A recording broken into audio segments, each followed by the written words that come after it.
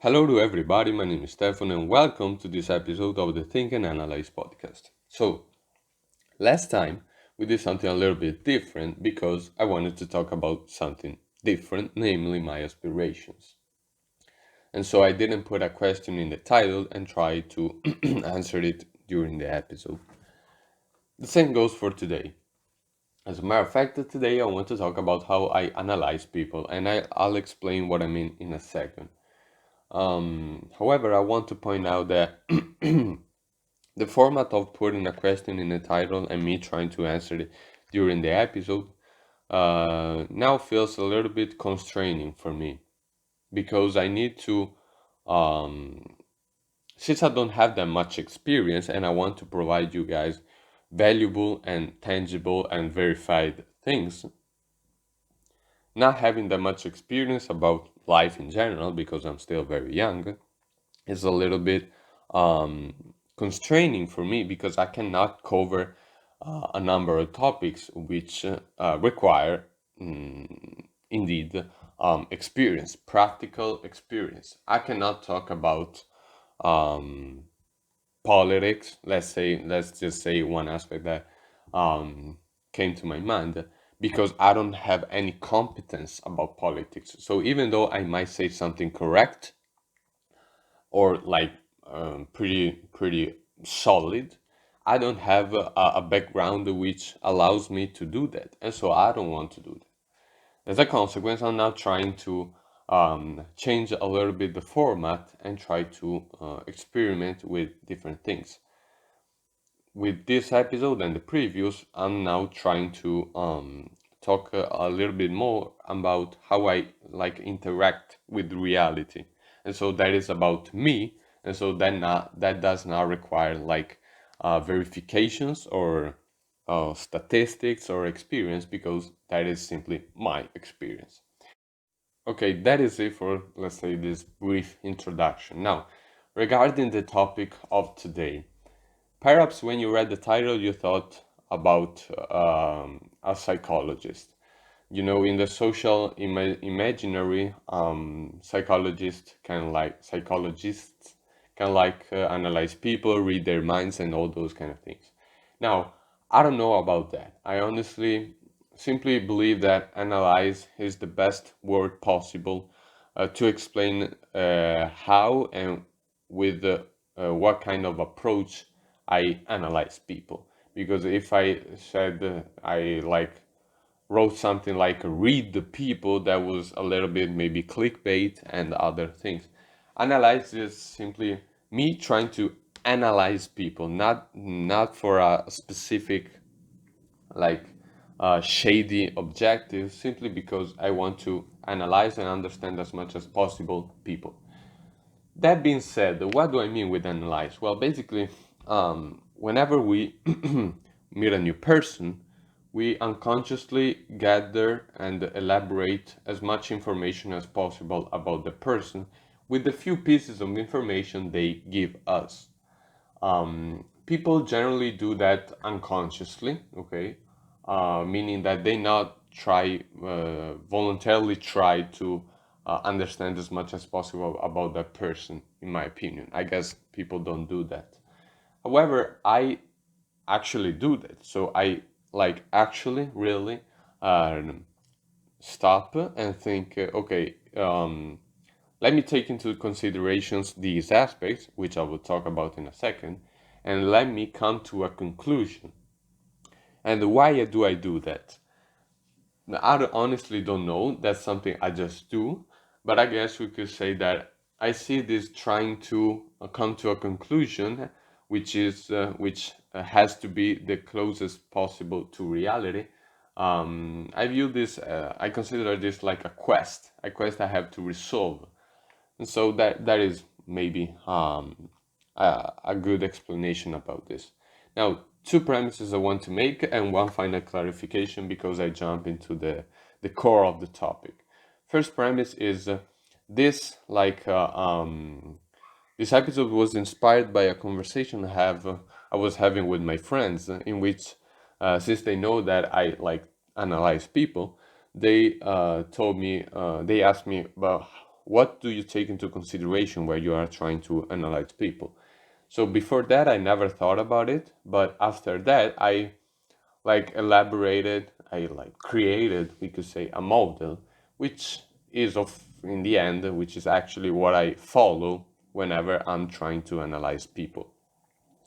Second thing, this is not anything serious, basically. It was not planned out in order to be the best model possible so that you can read, analyze people, and trick them into believing something, all those kind of things. It's just something I do and something I wanted to share with you guys so that you might have some sort of inspiration and adapt this model into your with yourself so that when you meet a new person you can like be more analytical. If you want to gather as much information as possible, you might follow this model or the adaptation of this model adapted to you, so that you can like rationally and analytically gather as much information as possible and understanding um, as best as possible that person you're talking with.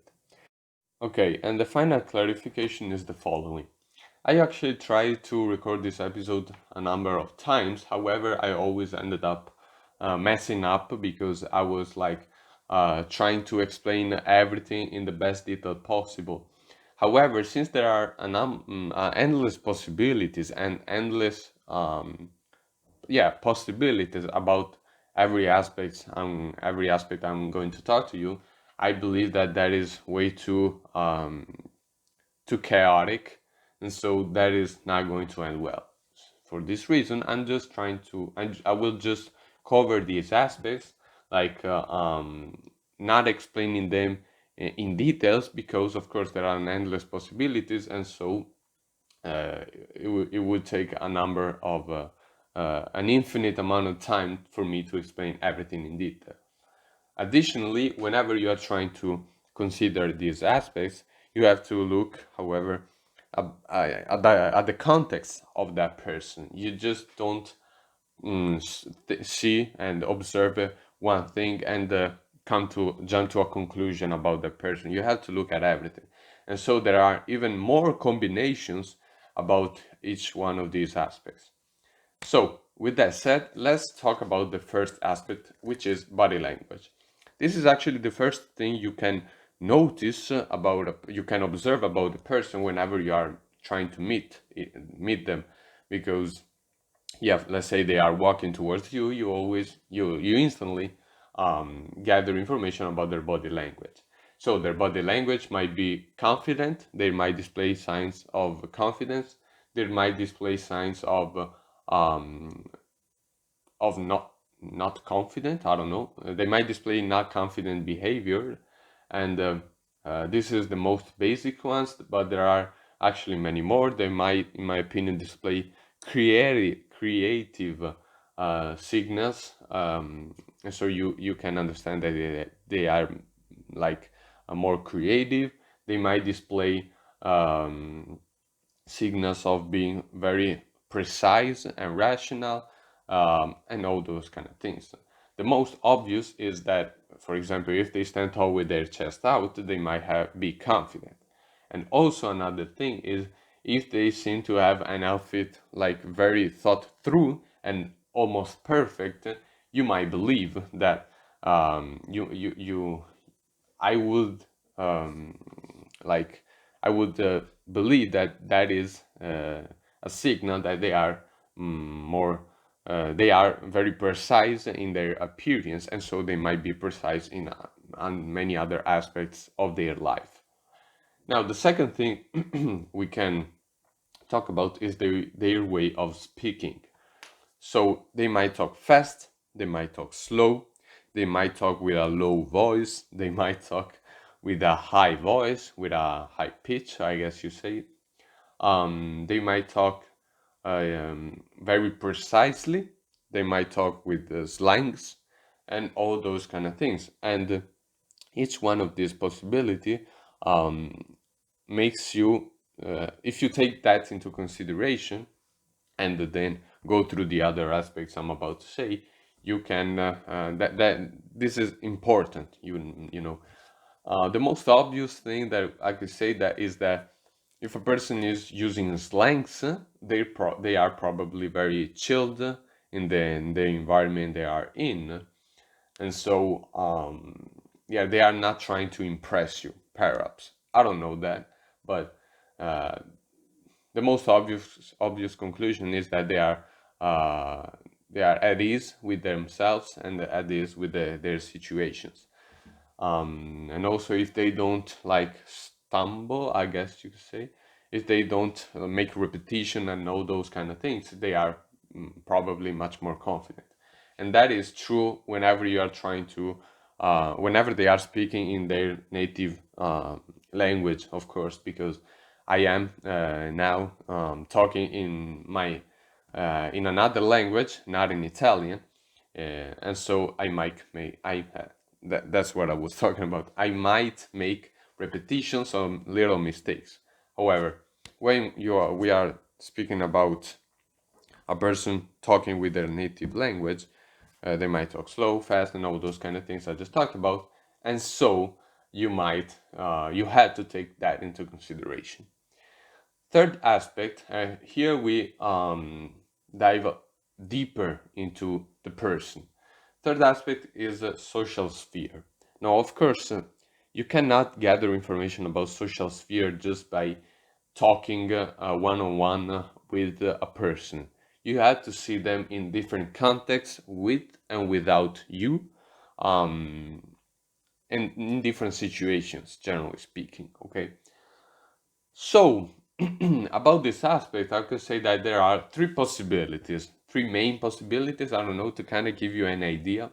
The first thing is this person might be very sociable, and this person might have like a very big social circle, and they might be used to meeting new people constantly. The second possibility, which is a little bit like less social, but this is just to give you an idea. It's not that this person is a sociopath. That's not my point. The second possibility is that this person might have a close circle of a close social circle. So they have like a number of friends, let's say six, seven friends, close friends, and this might not be uh, a situation in which they constantly meet new people. However, you could definitely say that everything they might do with a group, they do that with their group of friends, and so they might be at a sort of this level of sociability. I don't know of social. I don't know how you can say that. Third aspect, third aspect, which is even less sociable, is this person might display signs that they actually don't have that many friends, or they have like a really few friends, like two or three, and that is fine. I mean, we do what we want, but that makes you realize that probably, for example, the most obvious thing that one might believe, generally speaking, is that that person might have a lot of spare time in which, for example, they might be at home doing things alone, or generally speaking, they might do many more, yes, things alone because they don't have that many friends to do things with, or simply they might just like to be alone most of the time. I don't know. So that was regarding social sphere. About the sexual sphere, which is the fourth aspect, this might be a little bit like a controversial topic. I don't know. I honestly believe that we are not trying about this aspect. I'm not trying to discriminate between straight people or gay people, for example, and all those other possibilities. I'm simply saying that, um, yeah, I'm not trying to discriminate between those two. I'm simply saying that if you see that one person has a specific or a general sexual orientation, in that sexual within that sexual orientation, there are a number of possibilities which might be um, correct for them.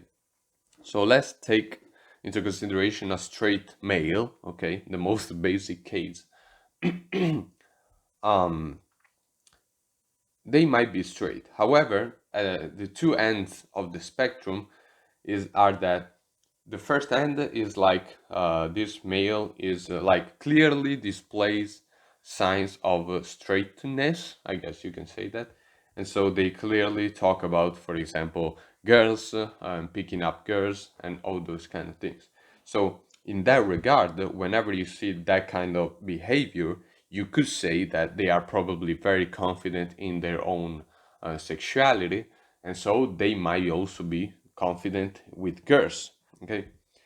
The other end of the spectrum is that while still being while still being straight, this person might just not talk about girls and all those kind of things. So, for example, sorry for they might be like straight, however, they might not be as confident as the other person when talking to girls and all those kind of things while still being straight.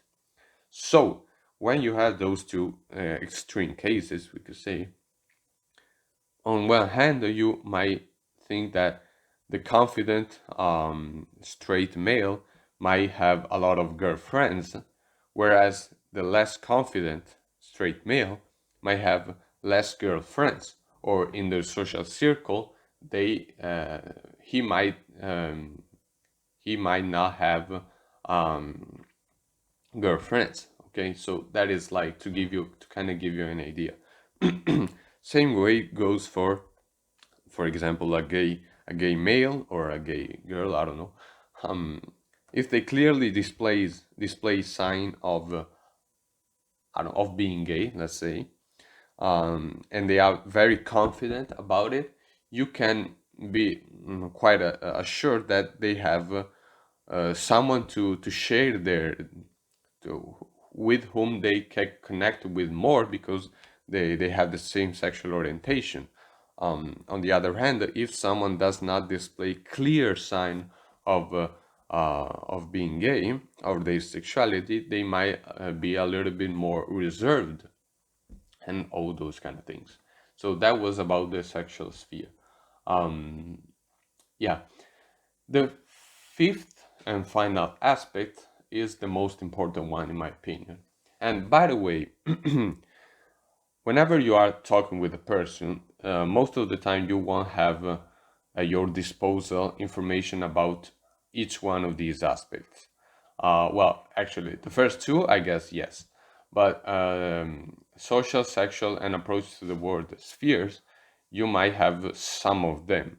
And so, for this reason, I say that whenever you analyze a person, one thing might lead you to think as something else about another sphere. So they can like they you can like make a question or try to pay attention to something else and jump to like come to a conclusion about another sphere, although you didn't have direct information about that sphere. About this fifth aspect, this actually is the sum total of the other aspects, in my opinion. Um, you hardly ever can you, sorry, you hardly ever can gather information about the approach to the world without having already gathered information about the other aspects. This is like to come to a conclusion. And when you come to a conclusion about the approach to the world, I I am pretty assured, you can rest assured, I guess you can say that, that with that like concept and with that understanding of that person's approach to the world, you can um, come to a near to reality or to a pretty close to reality conclusions about many more aspects in their lives. What I mean with approach to the world? Well, I guess I can give you again some like guidelines. One person might be extremely positive, extremely negative. They might be in the middle of those two possibilities. So we could say that they are realistic. I don't know. They might be more creative. They might be a little bit analytical. They might be um, they might want something out of their lives. They might aspire to do something very big. They might simply be chilled and have like normal aspirations. That is what I mean with approach to the world. And my opinion, if you haven't already, listen to the episode about why we interact with reality the way we do. That was like specifically about the approach to the world topic, and I guess that if you listen to that, you can understand what I'm saying now much better. So about the approach to the world, um, for example, let's say some let's make some clear, obvious, but just to kind of give you an idea, examples. One person might be extremely positive in their approach to the world and also creative. If that's the case, you can uh, there's a they are highly likely to have, in my opinion, many friends or be open to having many friends. But generally speaking, I would say that if one is extremely positive and creative, so they are that kind of person you always have fun with and all those kind of things, they are much more likely to have a big social circle in which they might even meet constantly new people. On the other end, if one is negative, has a negative approach to life towards cynicism, uh, in that case also you can be almost assured that they don't have that many friends because people generally don't like negative vibes.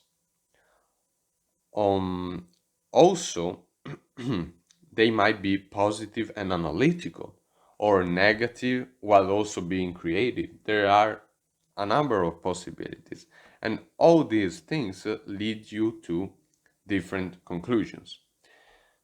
Also, the same like this approach to the world influences, of course, how this person um, behaves and is in relation to reality.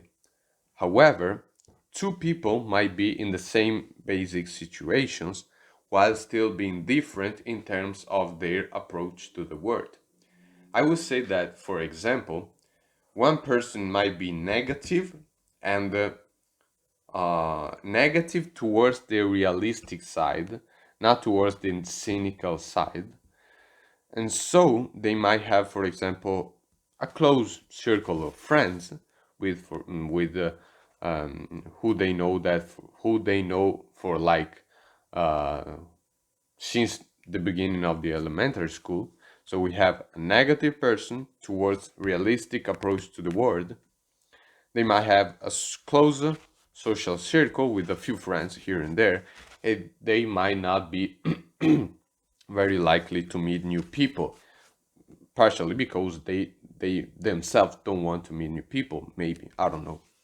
On the other end, you might have a positive person who is maybe a little bit too analytical, a little bit too rational, and so although they might want to meet new people and they have their close social circle, being too rational, they tend not to appeal at the average person as much in the beginning because they might be uh, indeed too rational, and so they might not talk about very funny things and all those kind of things. And so they, in the same way, might not have the likelihood of meeting new people. So you have two people, as I said, very different approaches to the world, almost in the same situation. This is to say that if someone is in a way, you cannot jump to a conclusion about their approach to the world. However, if you know their approach to the world, you can come to a conclusion about their social situation, for example. That's because, I don't know if I already said it, but the approach to the world is the result of the other aspects. And so you need like, yeah, I said it. I'm pretty sure I said it. So yeah, if a person is in a social situation, you cannot already jump to a conclusion about their approach to the world. You need to have other pieces of information, many more other, and so after that you can come to a conclusion about the approach to the world. Because as I just showed you, two people might be in the same social situation while still having a different approach to the world. Now, that is it basically. This episode was a little bit longer, but in my opinion, is pretty interesting.